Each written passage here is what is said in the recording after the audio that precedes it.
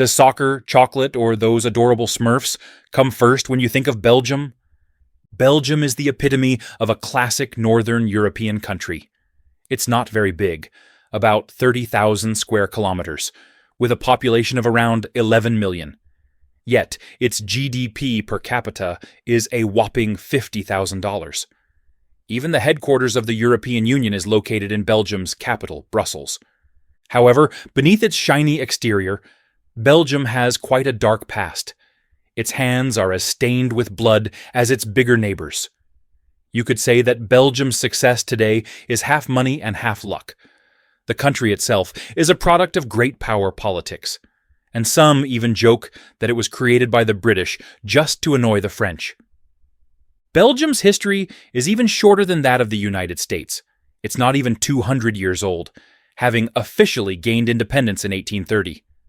Before that, if you want to know Belgium's history, just look at France's history because, for a long time before its independence, Belgium wasn't even considered a distinct region. In the early days, during the breakup of the Frankish Empire, Belgium was split up with half going to Germany and the other half to France. Although today Belgium is a crucial transportation hub and the mouth of many European rivers, it wasn't always seen as important. It wasn't until the 16th century, with the rapid advancement of shipping, that Belgium became a strategic hotspot. Fast forward to the late 18th century, and under Napoleon's leadership, France rose to prominence again, and Belgium became French territory once more. But then the story takes a turn we all know. The British organized 7 coalitions against France, and finally managed to take down Napoleon. With him out of the picture, Belgium became a prize up for grabs. But how to divide it? That was the tricky part. At that time, the anti-French coalition had 3 big players: Britain, Austria, and Russia. All 3 wanted a piece of Belgium, and it almost came to blows. But you have to hand it to the British. They had a clever plan. The Brits thought, well, if I can't have it, neither can you two. So they looked down and saw their little buddy, the Netherlands, hanging out. They decided to give Belgium to the Dutch, reasoning, look, our Dutch brothers fought bravely against France with us, and haven't gotten a decent prize yet. Let's give Belgium to the Netherlands. Why did the British want to give Belgium to the Netherlands? Mainly because they were thinking about the continent's military balance. The Netherlands was pretty weak at the time, and giving them Belgium might help them get stronger, which could be useful for Britain in countering Russia and Austria. The other 2 agreed with this logic and thought, sure, let's give it to the Dutch. And just like that, a big juicy pie fell right onto the Netherlands' lap. The Dutch took Belgium very seriously, investing both money and effort, and worked hard for about a decade. But then, surprise! Belgium declared its independence. It just goes to show, sometimes getting a big pie isn't always a good thing. Just look at the Netherlands. They're a perfect example. It's not really surprising when you think about it. If you look at the map, the Netherlands isn't much bigger than Belgium. They had the ambition, but not the power to fully integrate Belgium. Then came 1830. France had another revolution, the July Revolution, and this time they succeeded. Seeing the French revolutionaries well-fed, well-clothed, and full of energy, the Belgians thought, this revolution thing looks pretty good. Our former big brother has done it, so why shouldn't we? Inspired by the French and secretly backed by the British, the Belgians rose up and successfully gained independence. Even their little buddy Luxembourg decided to jump on the independence bandwagon around this time. The British loved stirring the pot. The more chaos in Europe, the more secure their position became. If the Netherlands had fully integrated Belgium and grown stronger, they would have become harder to deal with in the future. Plus, it wasn't just the British thinking this way. Austria and Russia were on the same page. So, Belgium's independence was pretty much a done deal. But independence came with conditions.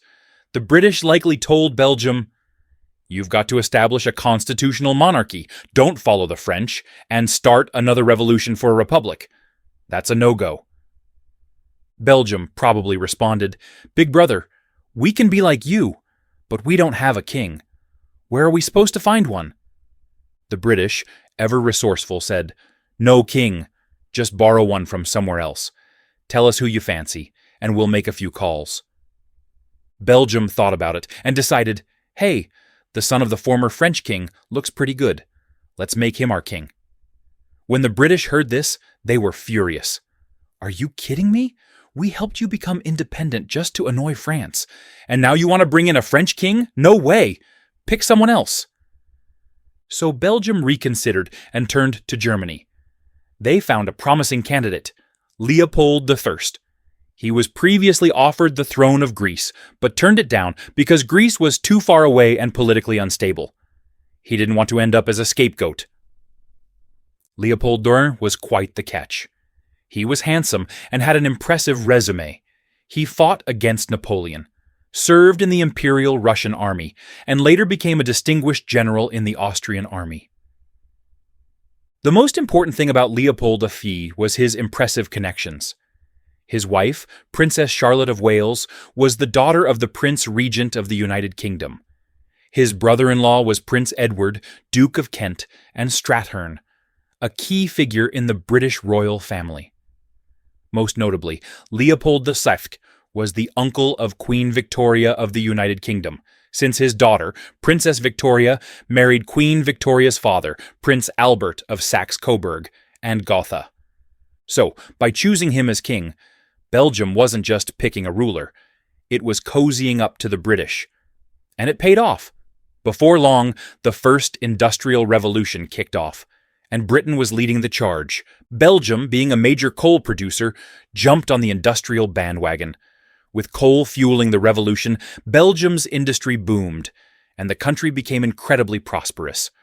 With newfound wealth, Belgium thought, how can I expand even more? Where can I grab some colonial gains? And talk about luck. At that time, most colonies around the world were already claimed, leaving only Africa's interior up for grabs. Before the 1870s, only about 10% of Africa was colonized by Europeans, and most of that was along the coast. Why? Because Africa's interior was complex and difficult to navigate compared to the more easily developed South America. So, European powers, being the opportunistic pirates they were, focused on snatching up land in South America. But with the Industrial Revolution ramping up demand for raw materials and South America mostly divvied up, the Europeans turned their attention to the largely unexplored continent of Africa. In 1884, the infamous Berlin Conference took place, where European powers carved up Africa among themselves. Notably, no African leaders were invited, just European nations deciding the fate of the continent. At the conference, Britain, France, and Germany were the major players, debating fiercely over the spoils. In the end, most territories had already been claimed, leaving behind a vast, unclaimed region in Africa, now known as the Congo Free State. This massive territory, though enormous, was initially seen as unappealing due to its dense jungle and rubber trees. Britain, looking to pass the opportunity, offered it to Belgium. This was a significant windfall for Belgium, which had no colonial possessions at the time. The Belgian King Leopold II saw this as a golden opportunity and eagerly seized the land. And just like that, a colossal slice of land, 70 times the size of Belgium's own territory, landed in Belgium's lap. It was like a huge, unexpected gift. Belgium had long been eyeing the Congo, and by the time Leopold I Thuran had passed away, his son, Leopold II, who was notably lacking in the moral department, took over. Leopold II inherited not just his father's throne, but also a hefty dose of cunning. In July 1876, Leopold II hosted a grand meeting in Brussels with the lofty title, "The Best Methods for Civilizing Africa." In reality, it was a thinly veiled attempt to find out which parts of Africa were still up for grabs. To help with this, an American adventurer dubbed an explorer in the West, but really a pirate by any other name, was hired to scout out opportunities. It's fascinating how they managed to dress up their activities in such grand terminology, while the reality was far more opportunistic. So, this American adventurer found the Congo, and under Leopold II's guidance, Belgium grabbed hold of the territory. Leopold II announced, "We are going to the Congo to undertake one of humanity's greatest humanitarian missions." But as large as the Congo was, it was not exactly a gold mine at first, mostly just ivory. However, with the outbreak of the Second Industrial Revolution, rubber became a crucial industrial material. The Congo, with its vast expanse of wild rubber trees, suddenly turned into a gold rush. Despite Leopold II being a schemer with a knack for exploitation, he wasn't a fool. Realizing the new value of rubber, he knew Belgium couldn't hold on to the Congo forever. So, his plan was to extract as much profit as possible, as quickly as possible, harvesting the profits as ruthlessly as if he were pulling out every last root of a cash crop. Under Leopold II's rule, the Congo became a place of extreme brutality. He imposed impossible quotas on the local laborers, pushing them to their absolute limits. To force them to work, he would imprison their families, elderly relatives and children alike. If the quotas weren't met, the punishment was severe. A life was cut short, and sometimes entire families were wiped out. When he realized that executing laborers was depleting the workforce too quickly, Leopold II switched tactics. Instead of killing them outright, he began amputating hands and feet. This way, each individual could be terrorized multiple times as the threat of mutilation loomed over them. This horrific strategy was designed to maximize productivity. Under this reign of terror, over 20 years, more than 10 million people died in the Congo. Given that the population was only around 25 million, this was a staggering loss. What was once a center for exporting slaves had become a region so ravaged by exploitation that it couldn't even sustain its own workforce.